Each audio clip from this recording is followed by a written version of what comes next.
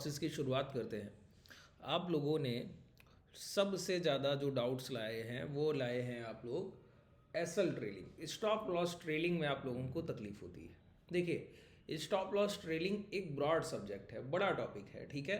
मैं आपके initial level पर काम करूंगा सबसे पहले, जहां पर आपको ये पता लगे कि एसएल ट्रेलिंग के बेसिक्स क्या हैं, करते कैसे हैं, ठीक है। सबसे पहले तो एसएल ट्रेलिंग के लिए सबसे ज़्यादा महत्वपूर्ण है राइट एग्जीक्यूशन। राइट एग्जीक्यूशन का मतलब हुआ कि आपका एंट्री पॉइंट अगर सही होगा तो ही सही ट्रेलिंग कर पाइएगा। इसके लिए प्राइजेक्शन बेस्ड जो भी सेटअप हैं उन पर आपको बिलीव करना होगा, ठीक है।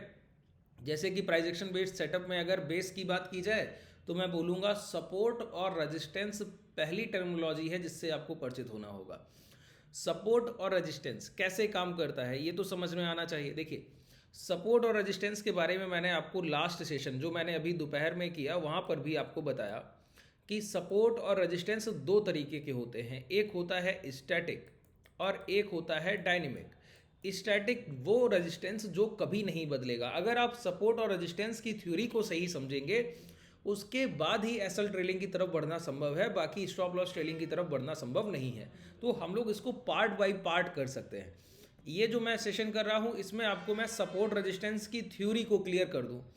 अगर सपोर्ट रेजिस्टेंस की थ्योरी आपकी क्लियर हो गई, इसके बाद प्रैक्टिकल मार्केट में आप जाकर एसएल ट्रेलिंग इसके बाद का जो सेशन करूंगा फिर आप प्रैक्टिकल मार्केट में जाकर ट्रेड कर पाइएगा। एक सेशन आज का और कल दोपहर का सेशन या मैक्स प्रोबेबिलिटी कल शाम का सेशन, इन दो सेशन में मैं ये टॉपिक कंप्लीट कर लूँगा। अच्छा, दोपहर के वीडियो में मैंने स्टैटिक और डायनेमिक एवरेजेस रेजिस्टेंस या सपोर्ट का थोड़ा सा टॉपिक टच किया।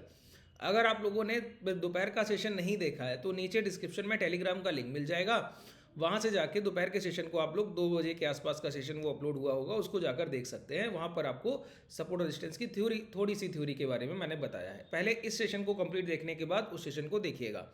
देखिए, मैं आपको बताऊँ, सपोर्ट और रेजिस्टेंस में मैंने आपको बताया स्टैटिक और डायनेमिक। पहले समझ लीजिए कि स्टैटिक और डायनेमिक रेजिस्टेंस होते क्या है और रेजिस्टेंस कितने तरीकों से आप आइडेंटिफाई कर सकते हैं, और इसी तरीके से डायनेमिक रेजिस्टेंस कितनी तरीके से आप आइडेंटिफाई कर सकते हैं। पहले दोनों में डिफरेंस समझ लीजिए। स्टैटिक रेजिस्टेंस या सपोर्ट उस प्राइस को कहते हैं जो प्राइस आगे कितना भी ट्रेड करता रहे, अब 2-4 घंटे, 5 घंटे, 8 घंटे कितना भी बाजार ट्रेड हो जाए, ऐसा रेजिस्टेंस जो बदलेगा नहीं, वही रहेगा, अपरिवर्तित रहने वाला है, बदलने वाला नहीं। अब एक रेजिस्टेंस ऐसा भी होगा कि प्राइस बदलता जाएगा तो रेजिस्टेंस बदलता जाएगा, ठीक है। अब कौन से रेजिस्टेंस स्टैटिक है और कौन से डायनेमिक है, पहले तो ये समझ लीजिए। अगर आप एक पैरेलल लाइन का मतलब हुआ, अगर आप एक हॉरिजॉन्टल रे यहाँ पर प्लॉट करते हैं किसी भी चार्ट पर, वो होता है स्टैटिक रेजिस्टेंस। हॉरिजॉन्टल रो का मतलब हुआ, अगर आप बोलें कि प्राइस अभी अभी लास्ट टाइम नियर अबाउट यहाँ से गिरावट हुई 48,160 के आसपास से, अभी अगर इंस्टेंटली मार्केट 48,160 पहुँच गया तो ये मेरे लिए रेजिस्टेंस है। अब प्राइस कितना भी यहाँ ट्रेड आगे करता रहे, आपका रेजिस्टेंस एरिया नहीं बदलेगा, क्योंकि वो एक स्टैटिक रेजिस्टेंस लाइन हो गई, हॉरिजॉन्टल लाइन है, ठीक है, क्षैतिज रेखा की तरह। इसी तरीके से यहाँ पर अब प्राइस कितना भी ट्रेड करता रहे, आपने बोल दिया कि ये 46,960 के जो लेवल हैं आसपास के, अगर ये मार्केट ब्रेक करेगा तो फर्दर हमको एक मोमेंटम मिलेगा, तो ये एक स्टैटिक रेजिस्टेंस हो गया। अच्छा, अब इस स्टैटिक रेजिस्टेंस को हम अपनी ट्रेडिंग जर्नी में कैसे प्लान करते हैं। स्टैटिक रेजिस्टेंस के ब्रेक होने के कई एक तरीके हैं, ठीक है। उनमें से एक तरीका है प्राइस को 2 से 3 बार रीटेस्ट किया जाए। देखिए, जो चीज़ें रेजिस्टेंस के लिए बता रहा हूँ यही चीज़ें वाइस वर्सा करके सपोर्ट के लिए होती हैं। अगर आप लोग बोलेंगे तो मैं सपोर्ट के लिए भी आपका पूरा एक सेशन कर दूंगा अलग से, ठीक है। अब देखिए, सपोर्ट के लिए जब ये चीज़ें आएंगी तो सिर्फ इसका उलट करना है, ठीक है। अब स्टैटिक रेजिस्टेंस के ब्रेकआउट के 3 से 4 तरीके हैं। पहला तरीका तो यही है कि प्राइस यहाँ से जाए और जाकर इसको टच करे, है ना। तो पहली बार इसको कहते हैं डबल टॉप होना, फिर दूसरी बार जाकर तीसरी बार टच करता है तो ट्रिपल टॉप। ट्रिपल टॉप में जाकर जाकर लगभग संभव होता है कि ब्रेकआउट ब्रेकडाउन हो जाएंगे, ऐसा माना जाता है। ट्रिपल टॉप के बाद जब चौथी बार रिटेस्ट अगर होता है तब, तो एक स्टैटिक रेजिस्टेंस के ब्रेकआउट की थ्योरी है। दूसरी ये है कि प्राइस यहाँ जाकर एक लंबे समय तक डीप कंसोलिडेशन कर दे, इन डेप्थ कंसोलिडेशन, जिसमें गिरावट ना हो, स्विंग लो ब्रेक ना हो, उसके बाद ब्रेक हो जाए, तो ये प्राइस को रिटेस्ट की ज़रूरत नहीं पड़ती, यहीं पर बड़ा एक्यूमुलेशन हो जाता है, ऐसे ये ब्रेक हो जाता है। अच्छा, मैं आपको बताऊं, रेजिस्टेंस चाहे स्टैटिक हो तो भी ये दोनों थ्योरम काम करेंगी, रेजिस्टेंस अगर डायनेमिक है तो भी ये थ्योरम्स काम करती हैं। मैं आपको दो बातें यहाँ पर बताऊँ। स्टैटिक रेजिस्टेंस एक क्षैतिज रेखा ही होगी, चाहे वो सपोर्ट अगर करें स्टैटिक तो भी वही होगा, रेजिस्टेंस करें तो भी वही होगा, कुछ नहीं बदलने वाला। और डायनेमिक रेजिस्टेंस एक ट्रेंड लाइन होती है और उसके अलावा मूविंग एवरेजेस होते हैं। डायनेमिक रेजिस्टेंस सपोर्ट का काम एक ट्रेंड लाइन करती है और मूविंग एवरेजेस करते हैं। देखिए डायनेमिक रेजिस्टेंस सपोर्ट ये बताता है, जैसे आपने कहा कि 48,200 से प्राइस गिरेगा तो दूसरी बार जाने पर भी 48,200 से ही गिरेगा। और जब आप एक ट्रेंड लाइन ड्रॉ करते हैं तो पहली बार अगर 48,200 से गिरा तो अगली बार अजम्पशन करते हैं कि 47,900 से गिर जाएगा, फिर अगली बार आप बोलते हैं 47,500 से ही गिर जाएगा। तो ये डायनेमिक रेजिस्टेंस है, हर बार बदलता जा रहा है जैसे जैसे प्राइस का टाइम फ्रेम बदलता जा रहा है, टाइम ड्यूरेशन। जितने समय तक ज़्यादा बाजार रिटेस्ट से पहले ट्रेड कर लेगा वो रेजिस्टेंस एरिया उतना पास आ जाता है। ये होता है एक ट्रेंड लाइन का रेजिस्टेंस। जैसे यहाँ पर मैं आपको बताऊँ, देखिए ये थ्योरी अगर आपने नहीं समझी, ये बहुत सिंपल चीज़ें बता रहा हूँ, बस प्राइस एक्शन के बेसिक्स होते हैं, इसके अलावा इनका कोई बहुत बड़ा रोल नहीं। अब यहाँ पर देखिए मैंने क्या कहा कि एक रेजिस्टेंस एरिया, ये थ्योरी नहीं बदलेगी, 3 से 4 रिटेस्ट की थ्योरी कभी नहीं बदलती, ठीक है। 3 to 4 टाइम रिटेस्ट की थ्योरी कभी नहीं बदलती प्राइस में। जैसे यहाँ पर अगर आप देखें तो प्राइस फर्स्ट टाइम रिटेस्ट किया, ठीक है, यहाँ पर सेकेंड टाइम रिटेस्ट, ये थर्ड टाइम रिटेस्ट और फोर्थ टाइम रिटेस्ट करने गया तो अपने स्विंग लो को सेव करते हुए प्राइस ने क्या किया, यहीं पर कंसोलिडेशन कराकर ये ब्रेक करा दिया। तो ये क्या था, डायनेमिक रेजिस्टेंस की पहली बार अगर प्राइस 48,170 से गिरा तो दूसरी बार गिरा है 47,700 से। तो आपने दोनों पॉइंट्स को यहाँ पर एक मर्ज किया, एक लाइन से जोड़ा और उससे आपको पता चला कि अब मोस्ट प्रोबेबली प्राइस 47,200 के आसपास से गिरेगा, जो कि गिरा। फिर आपको पता लगा कि अब रेजिस्टेंस एरिया 46,760 के आसपास पहुंच रहा है, यहाँ कहीं आ जाएगा। तो प्राइस वहाँ गया, वहाँ से गिरने की कोशिश किया। इस बार क्या किया, हर बार गिरावट में ये लास्ट स्विंग लो ब्रेक कर दे रहा था। इस बार यहाँ पर लास्ट स्विंग लो जब गिरा तो ब्रेक नहीं हुए, ये सेफ रहे, प्राइस दोबारा आया तो आपको पता चला कि यार यहाँ पर तो 46,700-800 के ऊपर ब्रेकआउट था, लेकिन अगर प्राइस यहाँ पर 46,500 को ब्रेक कर गया तो समझ लेंगे कि ब्रेकआउट हो गया, ये रेजिस्टेंस एरियाज ब्रेक हो गए, अब हमको लॉन्ग की तरफ देखना होगा। बात क्लियर हुआ। अब इससे आपकी परफेक्ट एंट्री होती है। अब जिन्होंने इस ट्रेंड लाइन को ड्रॉ किया उनको पता लग गया था पहले कि 3 से 4 रिटेस्ट हो चुके हैं, अब ये धीरे धीरे जो रेजिस्टेंस लाइन है ये कमज़ोर हो रही है।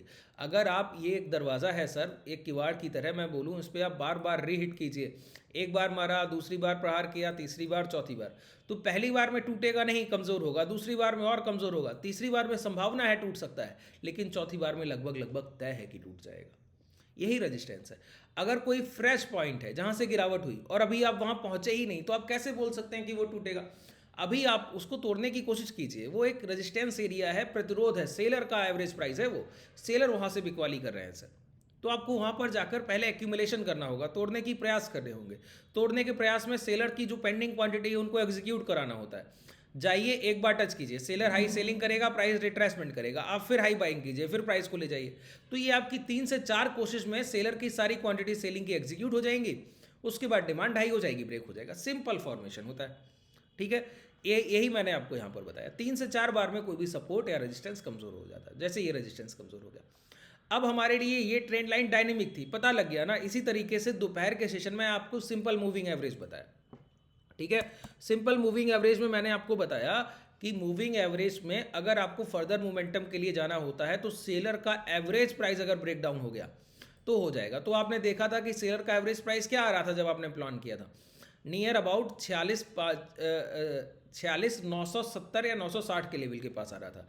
तो अगर अभी आप देखें यहीं पर 91 to 92 कैंडल्स को अगर आप ऐसे लगा लें तो ये आपका सेलर प्राइस है। देखिए एग्जैक्ट उसी प्राइस पर अभी रिट्रेसमेंट देखने को मिल रहा है।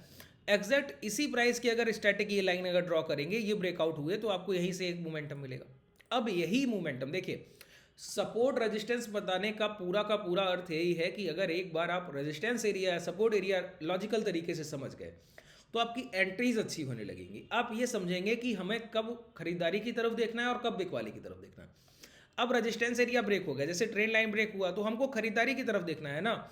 अगर ट्रेंड लाइन, एक सपोर्ट लाइन इस तरीके की हॉरिजॉन्टल लाइन ब्रेक हो गई, अगर ये हाई निकल गए आज, ठीक है, तो हमको खरीदारी की तरफ देखना है, सिंपल। और मैं आपको बताऊं, प्राइस एक रेजिस्टेंस से दूसरे रेजिस्टेंस को ट्रेड करता है। एक सपोर्ट से दूसरे सपोर्ट को ट्रेड करता है। तो रेंज हमारे लिए इसीलिए ज़रूरी होती है कि अगर प्राइस यहाँ से निकला तो हमारा अगला टारगेट रेंज का क्या होगा, 47,200।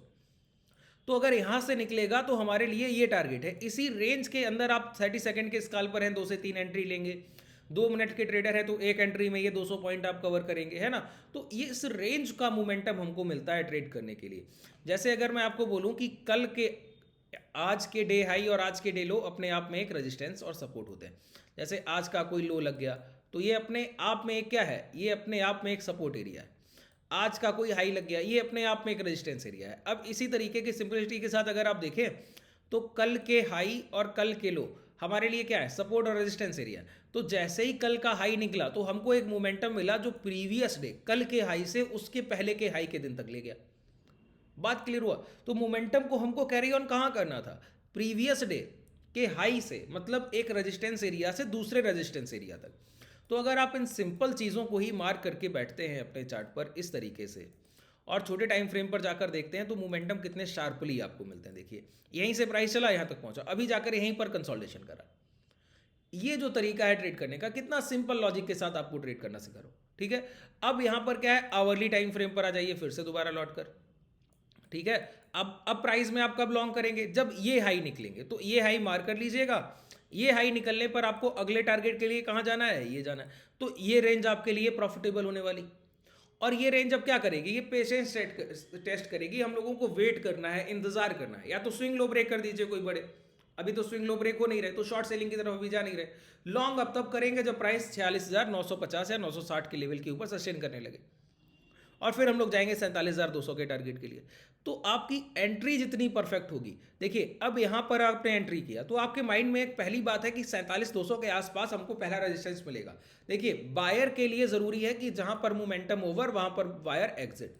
तो आपको पता है 47,200 के आसपास एंट्री एग्जिट एक मिलेगा ज़रूर। तो कभी भी प्राइस 47,190 180 के आसपास रिट्रेसमेंट करने लगे हमको एग्जिट कर लेना चाहिए। वेट क्यों करेंगे, मोमेंटम जहां रुक रहा है वहां पर एग्जिट। यहां पर जैसे आपने एंट्री किया, आपको पता लग गया 47,950 के पास, देखिए 2 मिनट के टाइम फ्रेम पर यहां पर पता लग रहा है ना कि यहां पर देखिए प्राइस रुक रहा है, अब लास्ट स्विंग लो कैंडल्स के जा रहे हैं। तो यहां पर आप अपना एग्जिट कर लीजिए पोजीशन, सिंपल है, क्योंकि आप नियर बाई रेजिस्टेंस एरिया पहुंच चुके हैं।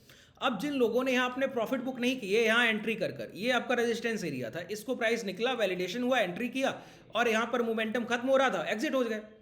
क्योंकि आपको पता है, देखिए प्राइस एक सपोर्ट से दूसरे सपोर्ट तक ट्रेंड करता है और एक रेजिस्टेंस से दूसरे रेजिस्टेंस तक।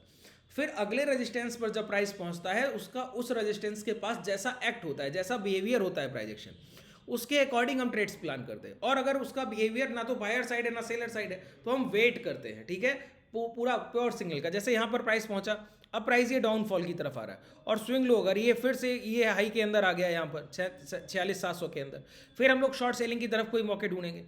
अभी वेट कर रहे हैं कि अभी प्राइस अगर इस रेंज से निकल जाए हाई की तरफ तो इस हाई के बाद फिर लॉन्ग करने का सोचेंगे, फिर एंट्री करेंगे 47,200 पे निकलेंगे।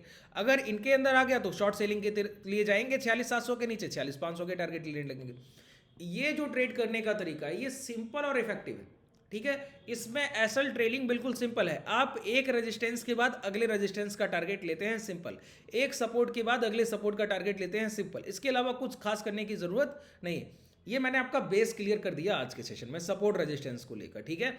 अब अगले सेशन में हम लोग बात करेंगे एसल ट्रेलिंग। जैसे आपकी एंट्री मान लेते हैं इस रेजिस्टेंस एरिया से हुई और आप यहाँ तक प्रॉफिट को राइट कर रहे हैं, तो आपको परफेक्ट एग्जिट मिलेगा कैसे यहाँ पर, ये हम लोग अब अगले सेशन में समझेंगे, कल के सेशन में, ठीक है।